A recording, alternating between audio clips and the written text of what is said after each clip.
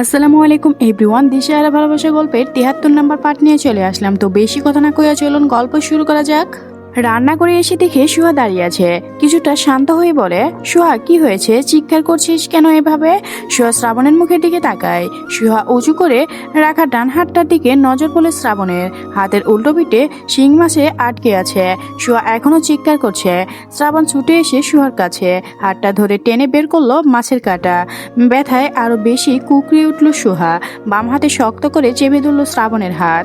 ডান হাতের ক্ষত স্থান থেকে রক্ত গড়িয়ে পড়ছে শুরু করছে। শ্রাবণ মাছটাকে এক আছাড় মারল। হাতে কাঁটা ঢুকলো কিভাবে?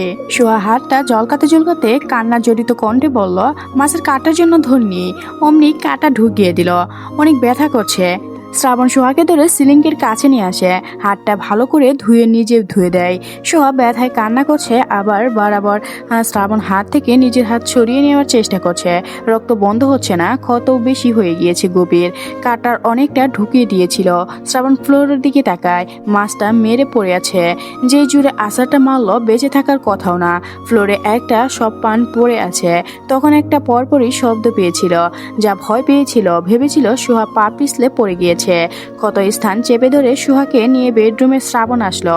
সুহা শ্রাবণের হাত থেকে নিজের হাত ছাড়িয়ে নিয়ে আবার ঝাঁকাতে শুরু করে ব্যথায়। রক্ত ছিটকে ছিটকে ফ্লোরে আর বিছানার চাদরে। শ্রাবণ ফার্স্ট অ্যান্ড বক্স এনে ভিতর থেকে অ্যানিফিস্ট আর টুথপ্লেস বের করে নেয়। তুলে অ্যানিস্টিক লাগিয়ে সুহার হাতের ক্ষত স্থানে চেপে ধরে। সুহা চেঁচিয়ে উঠে বলে, ছাড়ো ছাড়ো, ব্যথা করছে, ছাড়ো। শ্রাবণ ছাড়ে না। সুহা পাশে বসে শক্ত করে ধরে রাখে হাতটা। সুহা বাচ্চাদের মতো কাঁদতে কাঁদতে বলে, মা গো, আল্লাহ গো, ব্যথা করছে, ছাড়ুন না কেন, ছাড়ো। সুহার এমন কথা শুনে আরো কান্না দেখে শ্রাবণের হাতটা ছাড়ে না। যেভাবে রক্ত পড়ছে, বন্ধ না করলেও রক্ত বেরিয়ে যাবে। সুহার মনে হচ্ছে ওর হাতে মাছের কাঁটা বিঁধে নেই, ওর হাতটাই কেটে ফেলা হয়েছে। হাতের ব্যথায় চেহারা লাল হয়ে উঠেছে। বাম হাত শ্রাবণের হাতে সরিয়ে দেওয়ার চেষ্টা করে কাঁদতে কাঁদতে বলে, আমার হাত ছাড়ো, একটু দয়া মায়া নেই তোমার মধ্যে? ব্যথা হয়তো এভাবে চেপে ধরে রেখেছো কেন? এই হৃদয়হীন পুরুষ মানুষ, ছাড়ো।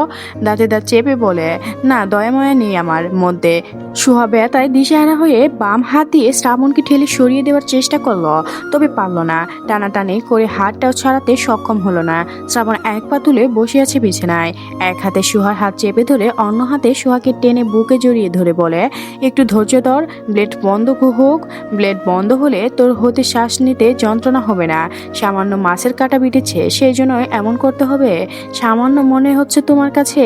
হাতটা কেটে আলাদা করে ফেলা হয়েছে মনে হচ্ছে। শ্রাবণ তুলো তুলে করে দেখলো, এখনো রক্ত বন্ধ হচ্ছে না। পুনরায় তুলো চেপে ধরলো, রক্ত পড়া বন্ধ হচ্ছে না কেন? হাতটাও কেমন লাল হয়ে উঠেছে ধীরে ধীরে। হাতটার রক্তগুলো ভেসে উঠছে। সুহা শ্রাবণের বুকে মুখ গুজে ঘুমু ঘুমু করে কাঁদতে লাগলো। যদি কোনোভাবে জানতো এই মাছের কাঁটা গিয়ে এত ব্যথা পাবে, তাহলে জীবনেও কাটতে যেত না। এই মাছের কাঁটায় কি ভয়ঙ্কর ব্যথা! সুহা করুণ কান্না শুনে যে কেউ ভাবে কেউ মরেছে, কারো বড় ধরনের কোনো ক্ষতি হয়েছে। সামান্য শিং মাছের কাঁটা আঘাতে এভাবে কেউ কাঁদবে বলে মনে হয় না। সুহা কান্না থামায় না, এখনো একইভাবে কাঁদছে আর শ্রাবণের হাত থেকে নিজের হাত ছাড়ানোর চেষ্টা করছে। শ্রাবণ বাম হাত দিয়ে নিজের চোখ জোড়া মুছে সুহার চুলে হাত বুলিয়ে নরম গলায় বলল, ও ডাক্তারের কাছে যাবি? সুহা বুকে মুখ গুজে রেখে কাঁদতে কাঁদতে দুদিকে মাথা নেড়ে বলল, না, ডক্টরের কাছে গেলে ডক্টর ইঞ্জেকশন দিবে, আমি যাব না ডক্টরের কাছে।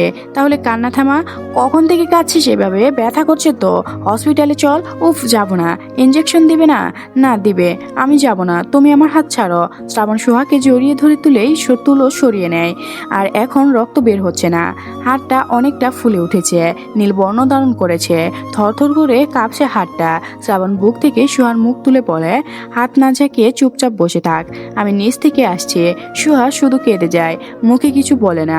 শ্রাবণ ওকে ছেড়ে ওয়ালেট পকেটে ভরে গায়ের টি শার্ট জড়ায়।